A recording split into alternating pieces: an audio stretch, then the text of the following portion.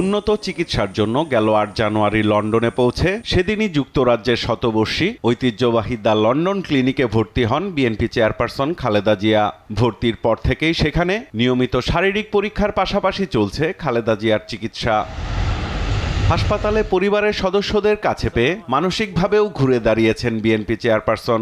নিয়মিত হাসপাতালে বাসায় রান্না করা খাবার নিয়ে যাচ্ছেন খালেদা জিয়ার বড় ছেলে বিএনপির ভারপ্রাপ্ত চেয়ারম্যান তারেক রহমান ও তার স্ত্রী ডাক্তার জুবাইদা রহমান। বিএনপি চেয়ারপারসনের শারীরিক সুস্থতা কামনায় শুক্রবার জুমার নামাজের পর লন্ডনের স্থানীয় মসজিদে দোয়া ও মোনাজাত করে লন্ডন বিএনপির নেতাকর্মীরা। খালেদা জিয়ার সুস্থতা কামনায় দেশবাসীর কাছে দোয়া চাওয়ার পাশাপাশি লন্ডন বিএনপির সভাপতি এম এ মালেক জানান, খালেদা জিয়ার শারীরিক পরিস্থিতি নিয়ে আজ বিস্তারিত জানাবেন medical board.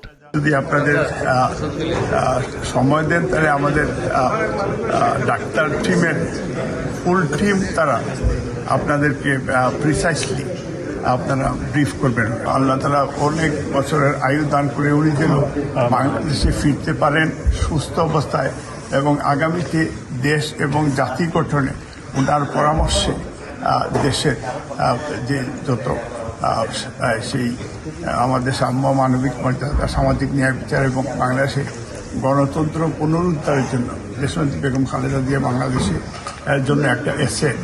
BNP chairperson Khaleda জিয়ার শারীরিক সুস্থতার জন্য দোয়া চেয়েছেন তার বড় ছেলে বিএনপির ভারপ্রাপ্ত চেয়ারম্যান তারেক রহমানও। দেশবাসীর কাছে তো একটাই বলবো, উনি দেশের নেত্রী, কাজেই দেশবাসীর কাছে অনুরোধ জানাবো সন্তান হিসেবে ওনার জন্য দোয়া করার জন্য।